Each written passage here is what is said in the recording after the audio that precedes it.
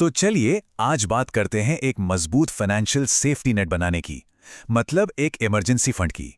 ये एक ऐसी तैयारी है जो जिंदगी के मुश्किल रास्तों पर हमें संभालने का काम करती है। जरा सोचिए, गाड़ी में हल्की सी टक्कर हो गई, या अचानक से कोई बड़ा मेडिकल बिल आ गया, या फिर घर का फ्रिज ही खराब हो गया। ऐसे अनचाहे खर्चे हमेशा बिन बुलाए मेहमान की तरह और अक्सर गलत वक्त पर ही आते हैं, है ना? और पता है, ये सिर्फ हमारी आपकी कहानी नहीं है। बैंक रेट का एक चौंकाने वाला आंकड़ा बताता है कि अमेरिका में हर 3 में से एक इंसान पर उसकी इमरजेंसी सेविंग से ज्यादा क्रेडिट कार्ड का कर्ज है। ये दिखाता है कि ये कितनी बड़ी और आम प्रॉब्लम है। तो इससे सबसे बड़ी सीख क्या मिलती है? यही कि अगर बचत नहीं है तो एक छोटा सा फाइनेंशियल शॉक भी सालों तक चलने वाले कर्ज के जाल में फंसा सकता है, और हमें बस इसी सिचुएशन से बचना है। तो ठीक है, प्रॉब्लम तो समझ आ गई। अब बात करते हैं सॉल्यूशन की। और इस कहानी का जो हीरो है वो है इमरजेंसी फंड। चलिए समझते हैं कि ये असल में है क्या। बहुत ही सीधे साधे शब्दों में, इमरजेंसी फंड वो पैसा है जिसे सिर्फ और सिर्फ अचानक आने वाले खर्चों के लिए अलग रखा जाता है। जैसे नौकरी का चले जाना, कोई मेडिकल इमरजेंसी, या घर में कोई बड़ी मरम्मत। ये सब इसी के लिए हैं। अच्छा, यहाँ एक बहुत जरूरी बात है जिसमें अक्सर लोग कंफ्यूज हो जाते हैं। इमरजेंसी फंड और जनरल सेविंग्स, ये दोनों अलग अलग चीजें हैं। देखिए, इमरजेंसी फंड का मकसद है अचानक आई मुसीबत से निपटना, इसलिए पैसा तुरंत हाथ में आना चाहिए। वहीं जनरल सेविंग्स होती हैं प्लान किए हुए लक्ष्यों के लिए, जैसे कहीं घूमने जाना या घर के लिए डाउन पेमेंट करना। अब आते हैं उस सबसे बड़े सवाल पर जो हम सबके दिमाग में घूम रहा है। आखिर कितना पैसा जोड़ना काफी होता है? चलिए इस टारगेट को थोड़ा और क्लियर करते हैं।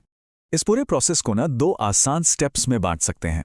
पहला, एक स्टार्टअप फंड बनाइए, लगभग 75,000 रुपए का। यह छोटी मोटी इमरजेंसी के लिए एक कुशन की तरह काम करेगा।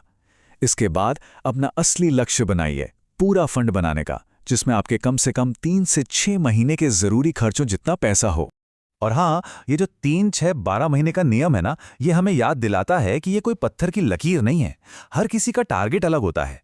ये इस पर डिपेंड करता है कि नौकरी कितनी स्टेबल है, परिवार में कितने लोग हैं, या इनकम रेगुलर है या नहीं।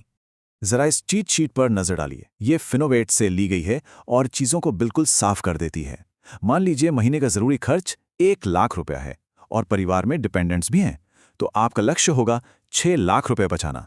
इससे एक बिल्कुल पर्सनल और क्लियर टारगेट मिल जाता है। ठीक है, तो अब टारगेट सेट हो चुका है, पर सवाल यह है कि इस प्लान को असलियत में कैसे बदलें। चलिए कुछ बहुत ही सिंपल और सीधी स्ट्रैटेजीज देखते हैं जिनसे आज ही बचत शुरू की जा सकती है। बचत की एक पक्की आदत डालनी है ना, तो ये 4 सुनहरे नियम हैं। एक क्लियर गोल सेट करें, हर महीने पैसे जमा करने का एक सिस्टम बनाएं, अपनी प्रोग्रेस को ट्रैक करते रहें, और हाँ, छोटी छोटी कामयाबियों को सेलिब्रेट करना बिल्कुल ना भूलें। और जानते हैं लगातार बचत करने का सबसे जबरदस्त तरीका क्या है? ऑटोमेशन। बस अपने बैंक में एक स्टैंडिंग इंस्ट्रक्शन सेट कर दीजिए कि हर महीने सैलरी आते ही एक फिक्स्ड अमाउंट आपके सेविंग्स अकाउंट में चला जाए। ये set it and forget it वाली अप्रोच कमाल का काम करती है। चलिए, पैसे बचाने का प्लान तो बन गया, पर सवाल यह है कि इस पैसे को रखें कहां? यहां पर 2 बातें सबसे ज्यादा जरूरी हैं। पहली, पैसे की सेफ्टी, और दूसरी, जरूरत पड़ने पर उसकी आसान पहुंच। तो एक अच्छे इमरजेंसी फंड अकाउंट में ये 3 चीजें होनी ही चाहिए। पहला, सेफ्टी, मतलब आपका पैसा डूबेगा नहीं। दूसरा, लिक्विडिटी, यानी आप जब चाहें पैसा आसानी से निकाल सकें। और तीसरा, एक्सेसिबिलिटी, मतलब कोई लॉक इन पीरियड या पेनल्टी ना हो। इसके लिए 2 बेस्ट ऑप्शन माने जाते हैं। एक है हाई यील्ड सेविंग्स अकाउंट, जहां नॉर्मल सेविंग्स अकाउंट से बेहतर ब्याज मिलता है और पैसा भी सेफ रहता है। दूसरा है मनी मार्केट अकाउंट, जिसमें अक्सर आपको डेबिट कार्ड या चेकबुक की सुविधा भी मिल जाती है। और अब इसके ठीक उल्टा, ये वो जगहें हैं जहां इमरजेंसी फंड रखना एक बहुत बड़ी गलती हो सकती है, जैसे कि आपका रोजमर्रा का चेकिंग अकाउंट, क्योंकि वहां से पैसा बड़ी आसानी से खर्च हो जाता है। शेयर बाजार, जो बहुत वॉलेटाइल होता है, और रिटायरमेंट अकाउंट्स, जिनसे पैसा निकालने पर भारी पेनल्टी लग सकती है। मान लेते हैं कि फंड तैयार हो गया है। अब यह समझना भी उतना ही जरूरी है कि इसे इस्तेमाल कब करना है, मतलब एक असली इमरजेंसी को कैसे पहचानें। तो एक रियल इमरजेंसी होती क्या है? जैसे कि अचानक नौकरी का चले जाना, कोई बड़ा मेडिकल या डेंटल बिल आ जाना, गाड़ी की कोई बड़ी और ज़रूरी मरम्मत, या फिर घर में किसी ज़रूरी चीज़ जैसे कि फर्नेस का टूट जाना। ये वो हालात हैं जिनके लिए ये फंड बनाया गया है।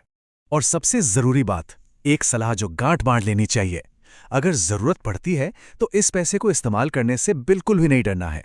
ये बना ही इसी दिन के लिए है। बस जब मुश्किल वक्त गुजर जाए तो इसे दोबारा बनाने पर फोकस करना है। इस पूरी बातचीत को इलिनॉय ह्यूमन रिसोर्सेज गाइड के इस कमाल के विचार के साथ खत्म करते हैं। जैसे जैसे आपका इमरजेंसी फंड बढ़ेगा, वैसे वैसे जीवन की अनिश्चितताओं को मैनेज करने में आपका कॉन्फिडेंस भी बढ़ेगा, जो आपको ज्यादा फाइनेंशियल पीस ऑफ माइंड यानी मन की शांति देगा। और आखिर में हम सब चाहते भी तो यही हैं, है ना?